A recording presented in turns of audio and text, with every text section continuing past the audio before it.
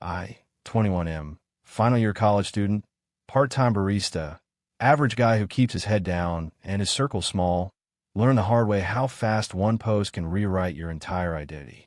This started on a Tuesday. Nothing dramatic. A group project meeting after class. 5 of us in an empty classroom, laptops open, tired, irritated. The kind of meeting where nobody wants to be there, but everyone pretends to care. One of the girls in our group was late. Again. When she finally walked in, she dropped her bag, sat down, and immediately started scrolling on her phone. I said calm, not loud, "Can we actually focus this time? We're running out of deadlines." She rolled her eyes. "Relax. It's not that serious." That annoyed me more than it should have. I said, "It is serious if the rest of us are doing the work." That was it. No shouting. No insults. Just that. Someone across the table laughed, awkwardly. Someone else tried to change the subject. We moved on. The meeting ended. I left thinking nothing of it. That night, my phone started buzzing. First text from a classmate. "Dude, are you okay?" Then another. "What actually happened today?" Then I opened social media. A video was already everywhere. It was a 17-second clip. Shot vertically. Cropped tight on me. No context. No beginning. No end. Just my face, slightly tense, and my voice saying, "It is serious if the rest of us are doing the work." That was it. No eye roll. No phone scrolling. No late entrance. No previous weeks of missed meetings. The caption said, "Some men really think they can talk to women however they want." Comments were already exploding. Typical. Entitled. Red flag behavior. Imagine being this controlling. I refreshed. The views doubled. By morning, people I'd never spoken to were commenting like they knew me. I went to class anyway. That was my first mistake. Conversation stopped when I walked in. People whispered. Someone laughed under their breath. The girl from the video didn't look at me. She sat with her friends, phone out, smiling. After class, one of my project members pulled me aside. "Man, you need to apologize." "For what?" "For how you spoke to her. It looked bad." "Looked bad," I repeated. That word stuck. By noon, I had an email from the department coordinator asking me to come in for a conversation. By evening, the video had crossed campus. Someone stitched it. Someone added dramatic music. Someone slowed it down. I tried post to my side. A simple explanation. Calm. Clear. It got buried. People replied with laughing emojis. Or a nice excuse. Or damage control. That's when I realized something uncomfortable. The truth existing doesn't mean people want it. The girl started leaning into it hard. Posting vague stories about feeling unsafe. Sharing DMs from strangers praising her for speaking up. Accepting sympathy like currency. When someone commented asking for context, she replied, "I don't owe anyone my trauma." Trauma. From a sentence. Then came the entitlement. She emailed the professor, saying she didn't feel comfortable being in the same group as me. The professor, trying to avoid trouble, removed me from the project. No discussion. No hearing me out.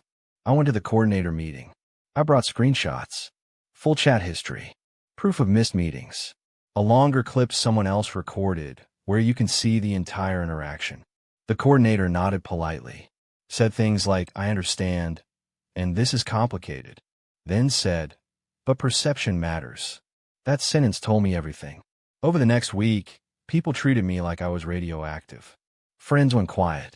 Study partners stopped replying.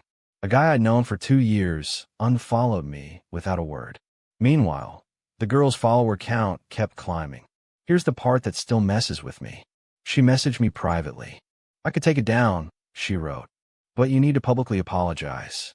A real one. For what exactly? For making me feel small. I stared at my phone for a long time.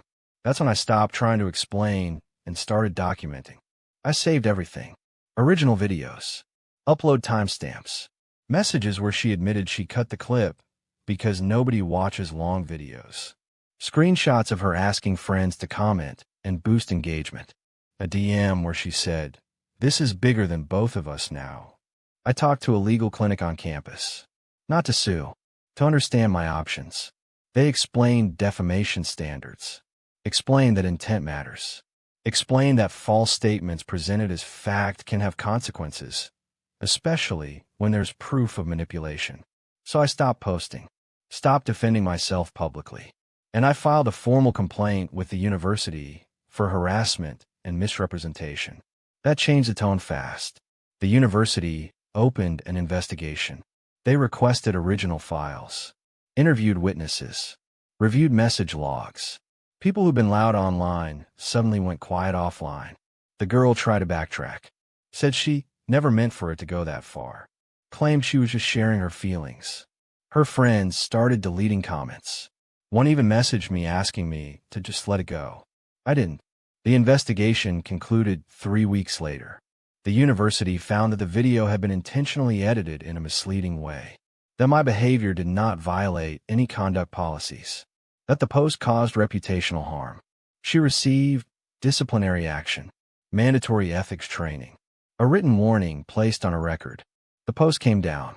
No apology, just silence. By then, the damage had already done its lap around campus. But something unexpected happened. People started messaging me quietly, saying they'd had similar experiences, saying they'd been scared to speak up, saying they believed me, but didn't know how to say it publicly. The girl transferred the following semester, officially for personal reasons. I didn't win socially. I didn't get my reputation fully back, but I got the truth on record, and that mattered more than likes ever could.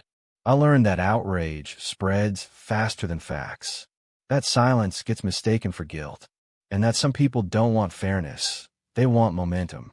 If you've ever been on the wrong side of a viral moment, you already know how this feels. If you haven't, stick around.